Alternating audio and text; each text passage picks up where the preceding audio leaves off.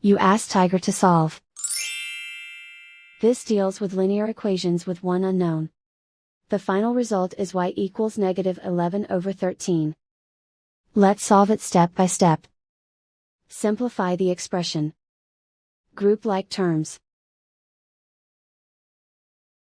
Simplify the arithmetic. Group all constants on the right side of the equation. Subtract 11 from both sides. Simplify the arithmetic.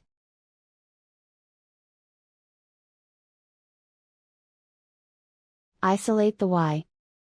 Divide both sides by 13. Simplify the fraction. And so the final result is y equals -11/13.